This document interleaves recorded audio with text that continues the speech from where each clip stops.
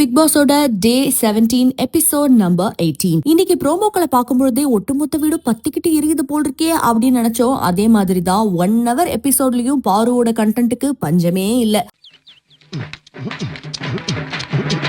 அந்த அம்மா தான் சொல்றத மட்டும்தான் எல்லாரும் கேட்கணும். முக்கியமா வாட்டர்மெலன் ஸ்டார் QCல இருந்தாலும் அவருக்குன்னு மண்டைக்குள்ள சுய புத்தி இருக்கவே கூடாது.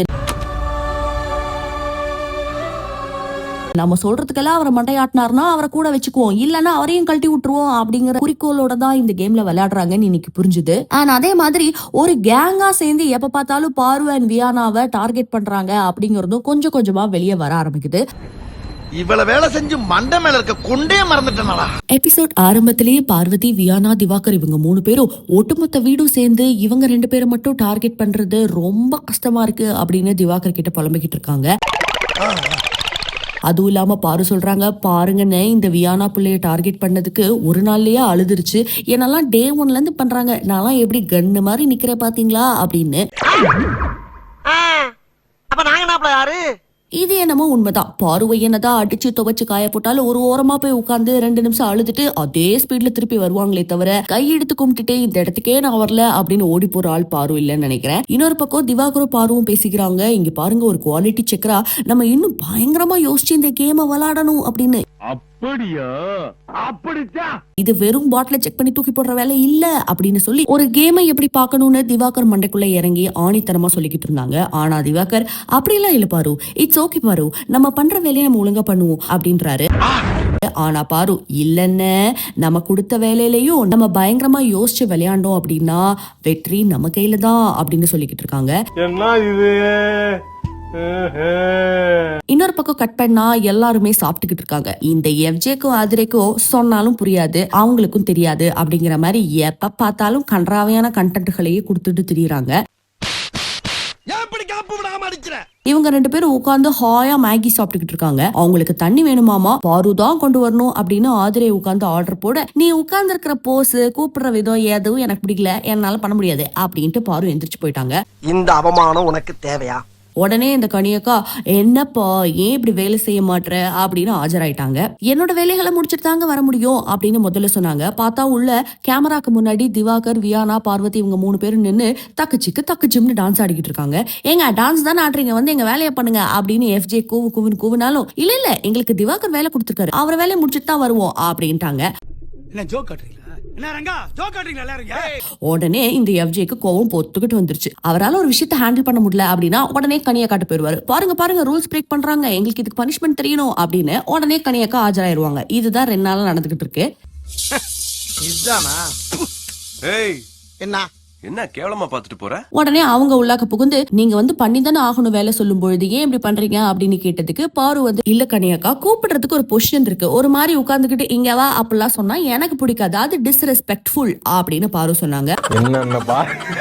என்னென்ன சொல்றோம் பாருங்க.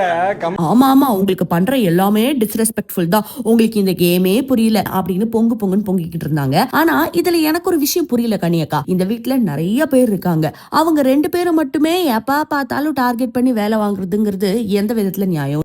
கரெக்ட், நியாயமான பேச்சுப்பா. அது மட்டும் இல்லாம ஒரு லெவலுக்கு மேல பாருவால பொறுக்க முடியல. இங்க பாருங்கக்கா, சபரி, எஃப்ஜே, ஆதிரை அப்படின்னு இவங்களுக்கெல்லாம் ஒரு பிரச்சனைனா மட்டும் ஒரு தலையா அந்த இடத்துல வந்து நின்று பொங்குன்னு பொங்குறீங்கல்ல, மத்தவங்களுக்காகவும் பொங்குங்க, தப்பு இல்ல, நீங்க இந்த மொத்த வீட்டுக்கும் கேப்டன் தான் அப்படின்னு ஸ்ட்ரெயிட்டா பாயிண்ட்ல வந்து அடிச்சிட்டாங்க. எங்க 2 பேரும் என்ன பண்ணுங்க, தயவுசெய்து அமிதாப் மாமா மேல மட்டும் கை வச்சிரு. ஆனா அத கனியக்காவால ஏத்துக்கவே முடியல. அப்பெல்லாம் இல்லையே, நான் எல்லாருக்காகவும் தான் வரேன், எல்லாருக்காகவும் தான் பேசுறேன், நியாயம் எங்க இருக்கோ அங்க மட்டும் தான் நான் பேசுவேன் அப்படின்னு சொல்லி பயங்கரமா கத்திக்கிட்டு இருந்தாங்க. இந்த பக்கம் எஃப்ஜே கிச்சன் லைட்டர் எடுத்து கையில எடுத்து வச்சுக்கிட்டு ரொம்ப ஆக்ரோஷமா பேசிக்கிட்டு இருந்தாரு. நீங்க சமைக்காதீங்க, இன்னைக்கு யாரும் குக் பண்ண கூடாது, அவங்க அவ்வளவு பண்றாங்கல்ல, நான் சொல்றேன் குக் பண்ண கூடாது அப்படின்னு ஆரம்பிச்சதுல இருந்து லைட்டரை எடுத்து வச்சுக்கிற வரைக்கும் இவர் என்னமோ இந்த பிக் பாஸ் வீட்டுக்கே ஓனர் மாதிரி ஓவர் சீன்களை போட்டுக்கிட்டு இருக்காரு. தயவு செஞ்சு இந்த வாரமாவது இவர் தலையில 4 தட்டி கொஞ்சம் உட்கார வைங்க, முடியல இல்ல கதவை திறந்து இவர் வெளியே அனுப்பிச்சிருங்க. கிச்சன் டீமோட விஷயங்களை எடுக்காதீங்க அப்படின்னு சொல்லி விமியும் சேர்ந்து கத்த ஆரம்பிக்க, அதை எஃப்ஜே உடனே அதெல்லாம் நீங்க சொல்லக்கூடாது, நான் எடுப்பேன், அதெல்லாம் நீங்க சொல்லக்கூடாது அப்படின்னு எப்பவும் போல சம்பந்தமே இல்லாம தான் பெரியாள் அப்படிங்கிற ரேஞ்சில பேசிட்டு இருந்தாரு. இந்த இடத்துல மட்டும் ஹை பிச்சில பாருட்ட பேசின மாதிரி எஃப்ஜே கிட்ட கனியாக்கா பேசவே இல்ல. என்ன பறக்கானது அண்ட் அதே மாதிரி கெமியும் பிரவீனும் சேர்ந்து இங்க பாருங்க, ஒருத்தங்க மட்டும் தனியா நான் வேலை செய்ய மாட்டேன் அப்படின்னு மொத்த வீட்டையும் கலைச்சு போட்டு ஒரு நிமிஷம் நிக்க வைக்கிறாங்க அப்படின்னா நாங்க ஸ்ட்ரைக் பண்ணுவோம் அப்படிங்கிற கான்செப்ட்ல தான் அவங்க ஏதோ ஆரம்பிச்சிருக்காங்க போல சைட்ல. ஆனா அதுக்கு நடுவுல இந்த எஃப்ஜே புகுந்து லைட்டர் எடுத்து அவர் ஒரு பிரச்சனை பண்ண, டேய் இவன் வேற என்னை ரொம்ப டார்ச்சர் பண்றான்டா. அதுல கண்ணா பின்னான்னு சீப்ப சீவா அப்படின்னு எல்லாம் அவர் பயங்கரமா கத்திட்டு போனதுனால கெமி அஃபண்ட் ஆகி எனக்கு சாரி சொன்னாதான் திருப்பி நான் கிச்சன் ஒர்க்க ஆரம்பிப்பேன் அப்படின்னு சொல்ல ஆரம்பிச்சிட்டாங்க. இப்ப கூட கனியக்கா எஃப்ஜே கிட்ட போய் நீ பண்ணது தப்பு, நீ வந்து சாரி கேளு அப்படின்னு ஒரு வார்த்தை சொல்ல மாட்டாங்க. அப்ப புரியல, இப்ப புரியுது. இதுக்கு நடுவுல பார்வதி நான் வேலை செய்ய வரேன் அப்படின்ட்டு தோப்புக்காரனெல்லாம் போட்டு பிரச்சனையை முடிச்சு வச்சு வேலை செய்ய வந்தா உடனே எஃப்ஜே அவங்களெல்லாம் வேலைக்கு எடுக்க கூடாது, வேலை செய்ய தேவையில்ல அப்படின்னு கூவிக்கிட்டு இருந்தாரு. ஏண்டா டேய் எனக்குன்னே வருவீங்களாடா? இவர் சொல்றதுதான் மொத்த வீடும் கேட்கணும் அப்படின்னு இவர் நினைப்புல இருந்து வெளியவே வரல போல் இருக்கு. ஒரு பக்கம் கெமியை எல்லாரும் சமாதானப்படுத்த ட்ரை பண்ணும் பொழுது எஃப்ஜே உடனே எனக்காக யாரும் பேச தேவையில்ல அப்படின்னு கோச்சிக்கிட்டே ரூம்குள்ள போய் உட்காந்துக்கிட்டாரு. இதா சாக்கு அப்படின்னு பாரு, ஆமா ஆமா இவங்களுக்கு வேற வேலை கழுதியே கிடையாது, எப்ப பார்த்தாலும் இவங்களுக்குள்ள எதையாவது ஒண்ணு பண்ணிக்கிட்டே அதுக்கு பாரு தான் காரணம், அவளாலதான் சாப்பாடு போடவே முடியல அப்படின்னு சொல்லிட்டு என் மேல சாப்பாடு காரணத்தை தூக்கி போடுவாங்க அப்படின்னு புலம்பிக்கிட்டு இருந்தாங்க. இத கேக்குறதுக்கும் பதில் சொல்றதுக்கும் எஃப்ஜேக்கு திராணியே இல்லங்க. உடனே அவர் இஷ்டத்துக்கு ஒண்ணு கத்திட்டு வெளியே வந்துட்டாரு. எஃப்ஜேவை புரிஞ்சுக்கோ அப்படின்னு கெமி கிட்ட தான் எல்லாரும் குவிக்கிட்டு இருந்தாங்க. ஒரு கட்டத்துல கெமி கோச்சுக்கிட்டு வெளியே போயிட்டாங்க பாவம். இந்த எஃப்ஜே கடைசி வரைக்கும் சாரியே கேட்க மாட்டாராமா, ஏன்னா இவர் அவ்வளோ பெரிய அதுப்பாமா.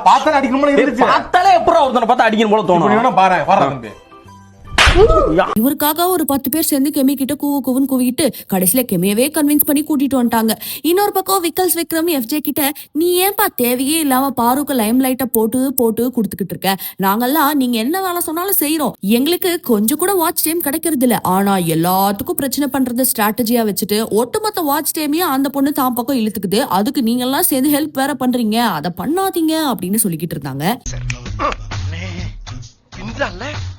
திரும்பவும் பேபி ஜூஸ் ஃபேக்டரி கேம் அடுத்த லெவலுக்கு போச்சு. குவாலிட்டி செக்கர்ஸ்க்கு அப்கிரேடட் சர்டிபிகேட் அப்படின்னு ஒண்ணு கொடுத்து நீங்க இனிமே ஜூஸ் தயாரிக்கிற இடத்துல பக்கத்திலேயே போய் நின்னு பார்க்கலாம், பேசலாம், உங்களுக்கு என்னென்ன வேலைகள் வாங்கணுமோ வாங்கிக்கலாம், நீங்க என்ன வேணா பண்ணுங்க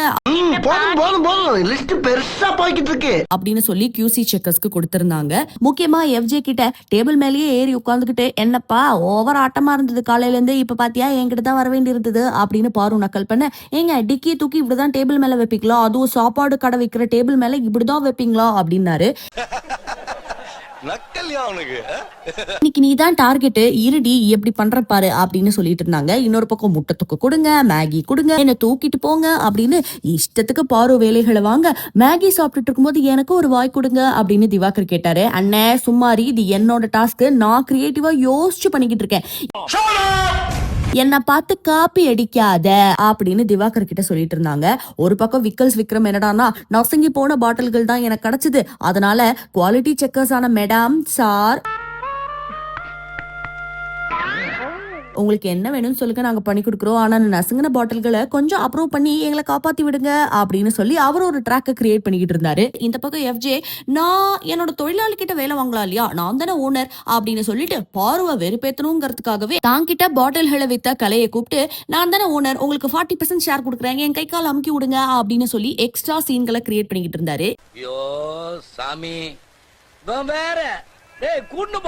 ஆக மொத்தத்துல பாரு என்ன பிளான் பண்ணி வச்சிருக்காங்களோ அந்த பிளான்ல திவாகர் பின்னாடியே வந்து ஆமாஞ்சாம்பி போடணும் அப்படின்னு பாரு எக்ஸ்பெக்ட் பண்றாங்க. ரொம்ப நேரம் நல்லா பேசிக்கிட்டாரையா, அவருக்குன்னு ஒரு சுய சிந்தனை இருக்கவே கூடாது அப்படின்னு தன்னால முடிஞ்ச அளவுக்கு எல்லா கேப்லயும் புகுந்து அண்ணன் இதை பண்ணாத அதை பண்ணாத பிளான் பண்ணி பண்ணுவோம் அப்படின்னு சொல்லிக்கிட்டே இருக்காங்க. ஒரு கட்டத்துல ஓவரா பண்ண எஃப்ஜேவை பார்த்து ஓஹோ நீ ஓவரா பண்றியா, இரு உன்னோட ஜூஸ்ல எக்ஸ்ட்ரா எசன்ஸை கலந்து விடுறேன் அப்படின்னு போய் ஒரு பிளே பண்ணிக்கிட்டு இருந்தாங்க. இந்த பிளே பண்ற கேப்ல இப்படி திரும்பி பார்த்தா அவங்க சாப்பாடை மொத்தமா தர்பூஸ் சாப்பிட்டு விட்டாரு. ஐயோ என்னது இது, ஏன உனக்கு அறிவில்லை, என்னோட சாப்பாடு எடுத்து சாப்பிடுற அறிவில்ல அப்படின்னு எக்கச்சக்கமா கத்த ஆரம்பிச்சிட்டாங்க. ஒரு பக்கம் எஃப்ஜே கலை கிட்ட 40% உங்களுக்கு தர அப்படின்னு சொல்லி சில பல வேலைகளை அவர் மூலமா வாங்கிக்கிட்டதை பார்த்த பாரு தொழிலாளர்களுடைய உழைப்பை சுரண்ட ஃபர்ஸ்ட் ஜூஸ் எஃப்ஜே அப்படின்னு பயங்கரமா கத்தி தன்னால முடிஞ்ச அளவு ட்ரிகர் பண்ணிட்டு இருந்தாங்க எஃப்ஜேவை. நான் நல்லா பண்றனோ இல்லையோ, ஆனா நீ நல்லா பண்ற. ஆனா இந்த இடத்துல வாட்டர்மெலன் ஸ்டார் இருக்காரு இல்லையா, அப்படியெல்லாம் நீங்க பேசக்கூடாது, அவங்க வளர்ந்து வரும் இளைஞர், அவர் எதுக்கு நீங்க எப்படி பண்றீங்க, கொஞ்ச நேரமா நீங்க தேவையே இல்லாம ஒரு ஆளை பிடிச்சி டார்கெட் பண்றீங்க, அது தப்பு பாரு அப்படின்னு அவர் உள்ளாக்க புகுந்து தன்னால முடிஞ்ச அட்டென்ஷனை வாங்கலாம் அப்படின்னு ட்ரை பண்ணாரு. ஆனா பாரு, உங்களுக்கு தேவைன்னா நீங்க அங்க போய் சாப்பிட்டுருக்கணும். அதை விட்டுட்டு என் சாப்பாடை திருடி சாப்பிட்டவங்க தானே நீங்க, உங்களுக்கு எல்லாம் பேச அறுக்கிறது கிடையாது அப்படி இப்படின்னு ஒட்டுமொத்தமா திவாகர் பக்கம் பாஞ்சிட்டாங்க. தொழிலாளர்கள் உழைப்பை சுரண்டாரு எஃப்ஜே அப்படின்னு கோஷம் போட்டுக்கிட்டே இவங்க பாட்டு வெளியே போய் உட்காந்துட்டு, இந்த திவாகரை வச்சு ஒண்ணுமே பண்ண முடியாது, முதல்ல என் கூட்டாளியை மாத்த சொல்லணும், நான் சொல்ற எதுக்குமே ஒத்துக்க மாட்டாரு அப்படின்னு புலம்ப ஆரம்பிச்சிட்டாங்க. எப்படி இந்த மனுஷன் எப்படி ஆயிட்டாரு பாத்தியா? வெளியே போய் கோச்சிட்டு உட்கார்ந்திருந்த பாரு கிட்ட ரம்யா டீலிங் பேசிக்கிட்டு இருக்கும்போது திவாகர் அந்த இடத்துக்கு வந்தாரு. இங்க பாரு எல்லா இடத்துலயும் நீ தேவையில்லாம டார்கெட் பண்ற அப்படின்னு சொல்லும்போது, இல்ல நான் அப்படித்தான் டார்கெட் பண்ணுவேன், என்னையும் தானே டார்கெட் பண்ணாங்க, எஃப்ஜேயோட பாட்டில நான் அப்ரூவ் பண்ண மாட்டேன் அப்படின்னாங்க. என்ன எழவி அது? அப்ப திவாகர், ஏமா எல்லாமே உன் கேம், எல்லாமே நீ தான் பண்றனா, அப்ப நாங்கெல்லாம் எதுக்கு இருக்கோம்னு எனக்கு புரியலையே அப்படின்னு கரெக்டான பாயிண்டா புடிச்சு பாருவையே ஒரு நிமிஷம் ஸ்டன் ஆகி நிக்க வச்சிட்டாரு. இது என்ன பிரமாதம்? இதை விட பெசலைட் ஒண்ணு இருக்கு. என்னடா இவன் கொஞ்சம் அறிவாளி ஆயிட்டான் போல் இருக்கே அப்படின்னு பார்வே ஒரு நிமிஷம் யோசிச்சு, அண்ணன் நான் சொல்றத கேளு, உனக்கு பாஸ் இருக்கு, எனக்கு பாஸ் இல்ல, எனக்கு பாஸ் கொடுக்குற மாதிரி டீலிங்ல யார் வராங்களோ அவங்களோட அப்ரூவ் பண்ணுவோம், அப்பதான் எனக்கும் அந்த பாஸ் கிடைக்கும், இதை புரிஞ்சுக்கோ, இதான் என்னோட கேம் அப்படின்றாங்க. அதுக்கு திவாகர் ரொம்ப தெளிவா, நீ ஒருத்தங்களை அப்ரூவ் பண்ற, உனக்கு அவங்க பாஸ் கொடுக்குறாங்க, டன்னு, அதே மாதிரி நானும் ஒருத்தங்களை அப்ரூவ் பண்றேன், ஏன்னா நானும் QC இல்ல தானே இருக்கேன் அப்படின்னாரு. பாயிண்ட் கரெக்ட் தானே, அதையே பாரு உங்களால ஒத்துக்க முடியல. ஆக மொத்தத்துல அவங்க சொல்ற பாயிண்ட்டுக்கெல்லாம் திவாகர் மண்டையாட்டினாருன்னா திவாகர் ஓகே, அப்படி இல்லைன்னா இவங்க ஒத்துக்க மாட்டாங்களாமா. இதுல என்ன மத்தவங்க முன்னாடி எல்லாம் விட்டு கொடுத்து பேசின அப்படின்னு திவாகரை பிடிச்சு கேட்டுட்டு இருந்தாங்க. ஆக்சுவலி அந்த இடத்துல சாப்பிட்டியே, என்னோட சாப்பாடு எடுத்து சாப்பிட்டியே, உனக்கு அறிவில்ல, லூசானி அப்படின்னு இவங்க தான் எல்லாரும் முன்னாடியும் முதல்ல திவாகரை திட்டவே ஆரம்பிச்சாங்க. இவங்க விட்டு கொடுத்துட்டு இப்ப கேள்வியும் இவங்களே கேட்பாங்களாமா. ஆமா, கடைசியில வான நம்ம பேசி ஒரு முடிவுக்கு வருவோம் அப்படின்னு சொன்னாலும் திவாகர், இங்க பாரு, ஓ சைடுக்கு நீ ஒருத்தங்களை அப்ரூவ் பண்றனா, என் சைடுல நான் ஒருத்தங்களை அப்ரூவ் பண்றேன், ரொட்டேஷன்ல வருவோம் அப்படின்னாரு. ஆனா பாருவால அதை அக்செப்ட் பண்ணிக்க முடியல. உடனே உங்ககிட்ட மனுஷன் பேசுவானா அப்படின்னு சொல்லிட்டு வேகமா போய் உட்காந்துக்கிட்டு இருக்கிற பில்லோவெல்லாம் எடுத்து அவர் மேல போட்டு அடிச்சுக்கிட்டு, இங்க பாரு உனக்கு புரியவே மாட்டேன், எவ்வளவுதான் உனக்கு நான் கேம் சொல்லி கொடுக்கறது அப்படின்னு சொல்லிட்டு இருந்தாங்க. இவங்க கேம் சொல்லி கொடுக்கறது எல்லாம் இவங்களுக்கு சாதகமா இருக்கிற மாதிரி, அப்படி இருந்தா யாருங்க கேட்பாங்க? ஆகா, உனக்கு பர்ற பாயிண்ட் மேல பாயிண்ட் கிடைக்குது. ஆமாண்டா. இன்னொரு பக்கம் இந்த சபரி, எஃப்ஜே, கலை இவங்க எல்லாரும் எப்படியாவது இந்த பாருவை வெறுப்பேற்றணும் அப்படிங்கறதுக்காகவே ஸ்பெஷலா பல ஐட்டங்களை கொண்டு வந்து தர்பீஸுக்கு உட்காந்து ஊட்டுன்னு ஊட்டிக்கிட்டு இருந்தாங்க. அவரு எல்லாத்தையும் என்ஜாய் பண்ணிட்டு பாருவை பார்க்க வச்சு வெறுப்பேத்திக்கிட்டு இருந்தாரு. இவர் எல்லாத்தையும் சாப்பிட்டுட்டு மெதுவா வந்து அங்க உட்கார்ந்தாரு. ஏன்னா நீ தானே சப்போர்ட் பண்ணணும், உனக்கு மட்டும் இவ்வளவு கொடுக்குறாங்க, இவ்வளவு நேரம் நானும் கத்தித்தானே இருந்தேன், எனக்கு எதுவுமே கொடுக்கல, அப்ப தப்பு தானே அப்படின்னு பாயிண்ட் பேசிட்டு இருந்தாங்க. ஆமா பாரு நான் பேசுறேன், நான் பேசி வாங்கி தரேன் உனக்கு அப்படி இப்படின்னு அவரால் முடிஞ்ச அளவுக்கு சமாளிப்பிகேசன். இதுல உச்சகட்ட ட்விஸ்டே ரம்யாவோட தான். இவ்வளோ நேரம் இங்க டீல் பேசிட்டு பின்னாடி போய் சபரி கிட்ட, ஆமா டீல் பேசினேன், குடுக்குறேன்னு ஒத்துக்கிட்டேன், ஆனா அப்புறமா வரும்பொழுது கொடுக்க மாட்டேன். இவங்களை நம்பி பாரு இங்க பயங்கரமா நம்பிக்கையோட உட்கார்ந்துருக்காங்க. என்ன நடக்க போகுதுன்னு தெரியல, பாப்போம். அடுத்து ஜூஸ் எல்லாத்தையும் எடுத்துட்டு வந்து QC டேபிள்ல வச்சு செக் பண்ண ஆரம்பிச்சாங்க. ஆரம்பத்திலேயே வினோத்தோட பாட்டில் எல்லாத்தையும் நல்லா இல்ல, இது பேக்கிங் சரியில்லை அப்படி இப்படின்னு சொல்லிட்டு அவர் ரிஜெக்ட் பண்ண, ஏயா உனக்கு அறிவே இல்லையா, ஏன்டா இப்படி பண்ற அப்படின்னு பசங்கன்னு டா போட்டு பேசிட்டாரு. ஒரு அசிங்கமாய் போச்சு குமார்.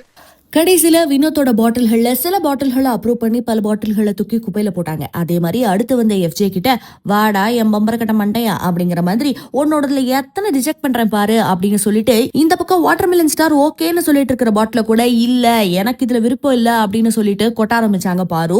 அதே எப்படிங்க இவங்க அப்ரூவ் பண்ணதை நீங்க தூக்கி கொட்டுவீங்க அப்படின்னு கேட்கும்போது அங்கேருந்து உள்ளக்க வந்த வினோத், அப்போ என்னோடதுல கூட தான் பாரு பல பாட்டில்களை அப்ரூவ் பண்ணாங்க, இவர் வேணான்னு சொல்லிட்டு தூக்கி குப்பையில தானே போட்டாரு, எல்லாம் அவங்களுக்குள்ள பேசி டிசைட் பண்ணிக்குவாங்க அப்படின்ட்டாரு. அடுத்து ஆதிரையோட பாட்டில்களை செக் பண்ணும்போது பாட்டிலேயே தூக்கி குப்பையில போட்டுட்டு, உங்களோட IPR அதாவது இன்டர்பர்சனல் ரிலேஷன்ஷிப் எங்களோட நல்லா இல்ல, அதனால எனக்கு இந்த பாட்டில தூக்கி குப்பையில போடுறதுக்கு உரிமை இருக்கு அப்படின்னாங்க. ஏங்க நீங்க எதையாவது ஒண்ணு தூக்கி போட்டீங்கன்னா அதுக்கு காரணத்தோட பண்ணுங்க அப்படின்னு சொன்னா, இது எங்களோட கேம், எங்களுக்கு வேணுங்கிறத வச்சுக்குவோம், ஆனா நாங்க தூக்கி குப்பையில போடுவோம், எங்களோட கேம்ல தலையிடுறதுக்கு உங்களுக்கு எந்த ரைட்ஸும் கிடையாது அப்படின்ட்டாங்க. ஊடையில புகுந்து கனியும் கெமியும் இங்க தொழிலாளர்கள் வயித்துல அடிக்கிறீங்க, நீங்க தேவையில்லாம காரணங்களை சொல்லி பாட்டில்களை ரிஜெக்ட் பண்றீங்க அப்படின்னு கோஷங்களை எழுப்ப கலைக்கு உயிர் வந்துருச்சுங்க.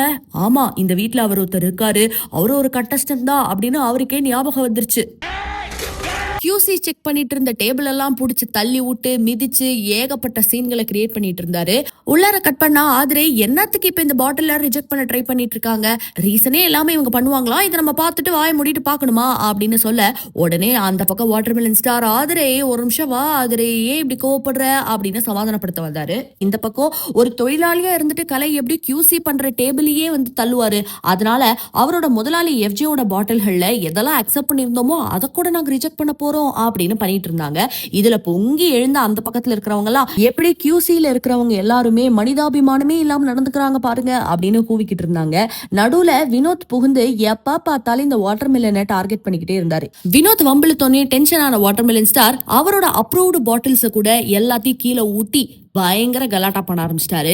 எஸ்ஐ சார், ஐயோ இங்க பாருங்க சார், ஒரே பைத்தியங்களா இருக்கு சார். இதுல டென்ஷன் ஆகி உள்ளாக்க புகுந்த வினோத் இன்னும் அவங்க எக்ஸாமினே பண்ணாத சபரியோட பாட்டில் ஜூஸ் எல்லாத்தையும் கீழே ஊத்த, சபரி உடனே என்னோடதுல எப்படி நீங்க கையா வைப்பீங்க அப்படின்னு உள்ள வந்துட்டாரு. ஆக மொத்தத்துல கவா கவா கவா கவான்னு ஆளுக்கு ஒரு பக்கம் கத்தி பிரச்சனை பண்ண ஆரம்பிச்சிட்டாங்க. ஒரு கட்டத்துக்கு மேல டென்ஷன் ஆன பாரு, அவனை சொல்லி நிறுத்துங்களேன்டா, அவன் நிறுத்துறாது. நான் இங்க விளையாடுறதுக்கே ரெடியா இல்ல அண்ணன், உனக்காக நான் எவ்வளவு இடங்கள்ல எப்படியெல்லாம் பேசிருக்கேன்னு எனக்கு மட்டும் தான் தெரியும், ஆனா நீ தேவையே இல்லாம உன்னோட அட்டென்ஷனுக்காக நீ ஒண்ணு பண்ணிக்கிட்டு இருக்க அப்படின்னு சொல்லி கோவப்பட்டு உள்ள போயிட்டாங்க. அப்ப கூட FJ தன்னால முடிஞ்ச அளவுக்கு வெறுப்பேத்து ட்ரை பண்ணாரு. உனக்கு இது மட்டும் தாண்டா வரும் அப்படின்னு சொல்லிட்டு போயிட்டாங்க. மறுபடியும் வாட்டர்மெலன் ஸ்டார் சமாதான புறவா வாமா வந்து பண்ணுமா, நீ சொல்றது இந்த நம்ம நான் அப்ரூவ் பண்ணிக்கிட்டு இருக்கேன் அப்படின்னு பாருவை கூப்பிட்டாலும் உச்சக்கட்ட டென்ஷன்ல இருந்தாங்க பாரு. பார், முழுசா சந்திரமுகியா மாறி இருக்கிறவன் மனைவி கங்காவை பார். போனேன், என்னால வர முடியாது, உனக்கு யார் யார் வேணுமோ அவங்கள நீயே பார்த்து எல்லாத்தையும் அப்ரூவ் பண்ணிக்க, என்கிட்ட வராத, நான் வர மாட்டேன் அப்படின்னு தன்னால முடிஞ்ச அளவுக்கு தலைவிரி கோலமா அப்படியே இருக்கிற எல்லாத்தையும் தூக்கி எரிஞ்சிட்டு பயங்கர சீன் போட்டுக்கிட்டு இருந்தாங்க. அது மட்டும் இல்ல, உனக்கு தான் அவங்க நல்லா சாப்பாடு கொடுக்குறாங்க, நீ அவங்களுக்கு எல்லாத்தையும் அப்ரூவ் பண்றல, போ உனக்கு சோறு கொடுக்குறாங்கன்னு தானே நீ இதை பண்ணிக்கிட்டு திரிகிற அப்படின்ட்டாங்க. உடனே டென்ஷன் ஆயிட்டாரு நம்ம வாட்டர்மெலன். ஏப்பா உனக்கெல்லாம் எதுவும் கொடுக்கலையா, நீ கேட்கறதையும் தான் செஞ்சு உனக்கு கொண்டு வந்து கொடுத்தாங்க, ஏன் அப்பெல்லாம் தப்பா தெரியலையா, இப்ப நான் சாப்பிட்டா மட்டும் சாப்பாடு விஷயத்தை எடுத்துட்டு வந்து பேசுற அப்படின்னு இவரும் டென்ஷன் ஆகி கையில இருந்த எல்லாத்தையும் பறக்க விட்டாரு. ஒட்டுமொத்த வீடு இந்த நேரத்துல திவாகருக்கு பின்னாடி நின்னுருச்சு. ஆமா, ஏன்னா பார்வதி தான் உங்க யாருக்கும் பிடிக்காது, அப்ப இந்த பக்கம் நிக்கிறது தானே கரெக்டான விஷயம். ஒரு பக்கம் வாட்டர்மெலன் ஸ்டார் கேமராவை பார்த்து பார்வதி பேட்ஜ் எல்லாம் கழட்டி போட்டு QC பண்ண மாட்டேன்னு போயிட்டாங்க, இப்ப நானே அப்ரூவ் பண்ணிக்கலாமா இல்ல எப்படி அப்படின்னு பிக் பாஸ் கிட்ட கேட்டுட்டு இருந்தாங்க. இன்னொரு பக்கம் கனி போயிட்டு பார்வதி கிட்ட, இங்க பாருங்க இப்ப எதுக்கு நீங்க வேலை செய்ய மாட்டேன்னு வந்து உட்கார்ந்துருக்கீங்க, போய் உங்க QC வேலையை பாருங்க அப்படின்னு கேட்டாங்க. நாங்க தப்பா ஒண்ணும் பண்ணலையே, நீங்க பிளான் பண்ணி வரும்பொழுது நாங்க அதை பண்ணக்கூடாதா அப்படின்னு பாரு கேட்டாங்க. இதுக்கு கனியக்கா கிட்ட பதில் இல்ல. உடனே என்னென்ன ரீசன் சொன்னீங்க நீங்கன்னு தெரியுமா, பாட்டிலுக்கு சில்லியான ரீசன் சொல்றீங்க அப்படின்னு சொன்னாங்க. அப்படியா, ரீசன் என்ன சொன்னோம் எங்களுக்கு ஞாபகம் இல்ல, நீங்க அண்ணன்ட்ட கேட்டுக்கோங்க, நீங்க அண்ணன்ட்ட கேட்டுக்கோங்க, நீங்க அண்ணன்ட்ட கேட்டுக்கோங்க அப்படின்னு பல மாடுலேஷன்ல சொன்னதே சொல்லிட்டு அவங்க பாட்டு நடந்துகிட்டே இருந்தாங்க. டென்ஷனான கனி, நீங்க நடந்து போய்கிட்டே இருப்பீங்க, உங்க பின்னாடியே வரதுக்கு நான் என்ன பிச்சைக்காரியா அப்படின்னு கேட்டாங்க. ஆக மொத்தத்துல இந்த வீட்டுல FJ எப்படி அடுத்தவங்களை வெறுப்பேத்தணும்னா காக்கா கோகோன்னு தேவையே இல்லாம ஒரு ரியாக்ஷனை பண்றாரோ, அதே மாதிரி பாரு கிட்ட ஒரு பழக்கம் இருக்கு. ஒரு டைலாக், ஒரே டைலாக 10 வாட்டி இல்ல 100 வாட்டி திருப்பி சொல்லிக்கிட்டே இருப்பாங்க. ஆப்போசிட்ல நிக்கிறவன் வெறி ஆகி அப்படியே ட்ரிகர் ஆகி ஓடி போயிடுவான் தலையை பிச்சுக்கிட்டு. இவங்க இந்த மாதிரி பல காரியங்கள் பண்ணி இன்னைக்கு ஒட்டுமொத்த வீடியே கலைபரம் ஆக்கி வச்சிருக்காங்க இல்லையா. நாளைக்கு இந்த டாஸ்க் இப்படியே தான் தொடர போகுதா இல்ல என்னென்ன நடக்க போகுது அப்படிங்கறத மறக்காம தெரிஞ்சுக்கிறதுக்கு தி ரிவ்யூ ஹப் சேனலை சப்ஸ்கிரைப் பண்ணுங்க.